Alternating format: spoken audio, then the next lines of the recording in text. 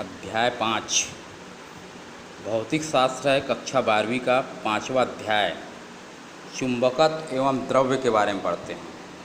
सबसे पहले हम पढ़ते हैं चुंबक होता क्या है। चुंबक वह पदार्थ है जो चुंबकीय वस्तुओं को अपनी ओर आकर्षित करता है, इसको हम बोलते हैं चुंबक। चुंबकत्व तो क्या है? जो पदार्थ चुंबकीय वस्तुओं को आकर्षित करता है उसे चुंबक कहते हैं, तथा चुंबक के इस गुण को हम बोलते हैं चुंबकत्व। दो प्रकार के चुंबक होते हैं, एक होता है प्राकृतिक चुंबक और दूसरा होता है कृत्रिम चुंबक। प्राकृतिक चुंबक जो हमको प्रकृति से प्राप्त होता है उसको हम बोलते हैं प्राकृतिक चुंबक। कृत्रिम चुंबक जो मानव निर्मित होता है वो कहलाता है कृत्रिम चुंबक। कृत्रिम चुंबक को हम अपनी इच्छा के अनुसार आकार दे सकते हैं और उसके पावर को भी बढ़ा सकते हैं। अस्थायी चुंबक, ऐसा चुंबक जिसका चुंबकत्व स्थायी नहीं होता, इसको बोलते हैं अस्थायी चुंबक, जैसे कि विद्युत चुंबक। विद्युत चुंबक क्या होता है? ऐसा चुंबक जिसमें धारा प्रवाहित करने पर चुंबक बनेगा और धारा का प्रवाह रोक देते हैं तो उसमें चुंबकीय गुण समाप्त हो जाता है। स्थायी चुंबक ऐसा चुंबक होता है जिसका चुंबकत्व स्थायी होता है। इसको हम कैसे बनाते हैं? कठोर स्टील से, निकिल से, कोबाल्ट आदि पदार्थ से इसको हम बना सकते हैं। फिर है चुंबकीय ध्रुव। चुंबक के सिरों के निकट जिन बिंदुओं पर चुंबक का चुंबकत्व सबसे अधिक होता है उसको हम बोलते हैं चुंबकीय।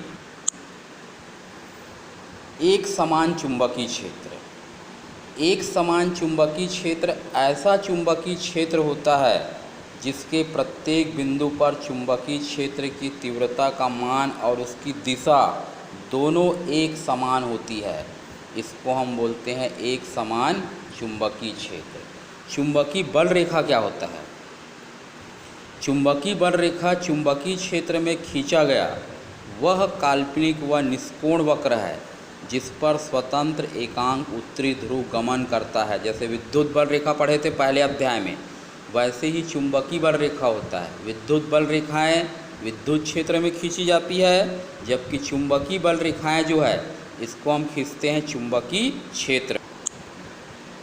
एक समान चुंबकीय क्षेत्र में एक दंड चुंबक पर लगने वाले बल आघूर्ण के लिए व्यंजक निकालते हैं।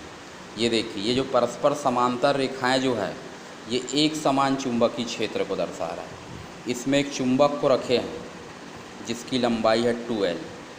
चुंबकीय क्षेत्र से थीटा कोण बनाते हुए रखा गया है। जब इस चुंबक को हम रखते हैं तो इसके उत्तरी ध्रुव पर क्षेत्र की दिशा में एक बल लगता है MB और दक्षिणी ध्रुव पर क्षेत्र की विपरीत दिशा में बल लगता है।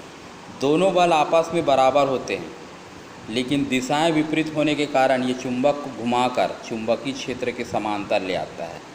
तो ऐसा बल जिसके प्रभाव से वस्तु घूमती है उसको हम बोलते हैं बल आघूर्ण। उसी का मान निकालना है। बल आघूर्ण का सूत्र होता है एक बल और दोनों बलों के बीच की लंबवत दूरी। ये दो बल दिख रहा है, दोनों में से किसी एक बल को लिखती है। और लंबवत दूरी, ये देखिए लंबवत दूरी। इसमें NP का मान निकालना है। NP का मान निकालने के लिए इस त्रिभुज में लाते हैं NPS और इसमें साइन थीटा निकालते हैं। साइन का सूत्र होता है लंब बटे कर्ण। चित्र में देखिए, लंब है NP, कर्ण है यहाँ पर NS। NS का मान है 2L जो कि चुंबक की लंबाई है। 2L का इधर पक्षांतर कर दी, NP का मान निकल गया। इस NP के मान को समीकरण 1 में रखते हैं। यहाँ पर ये रखा गया, देखो NP का मान 2L साइन थीटा। ये है चुंबक का ध्रुव प्राबल्य और ये है चुंबक की लंबाई। दोनों का गुणनफल ये कहलाता है चुंबकीय आघूर्ण। तो इसकी जगह हम लिख सकते हैं कैपिटल M। तो ये बल आघूर्ण का सूत्र निकला। किसके लिए? जब चुंबक को एक समान चुंबकीय क्षेत्र में रखते हैं तो उस पर लगने वाले बल आघूर्ण का व्यंजक। बल आघूर्ण मतलब ऐसा बल जिसके प्रभाव से वस्तु घूमती है, जिसका सूत्र होता है एक बल गुणित दोनों बलों के बीच की लंबवत दूरी, जिसको 11वीं कक्षा में आप लोग पहले भी पढ़ चुके हो।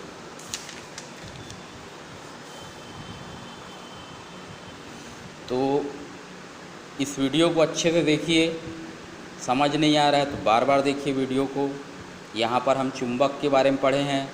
चुंबक क्या होता है? जो चुंबकीय वस्तुओं को अपनी ओर आकर्षित करता है इसको हम बोलते हैं चुंबक। दो प्रकार का होता है, कृत्रिम चुंबक और प्राकृतिक चुंबक। कृत्रिम चुंबक जो हमको प्रकृति से प्राप्त होता है। प्राकृतिक कृत्रिम चुंबक जो मानव निर्मित, सॉरी, और प्राकृतिक चुंबक जो हमको प्रकृति से प्राप्त होता है।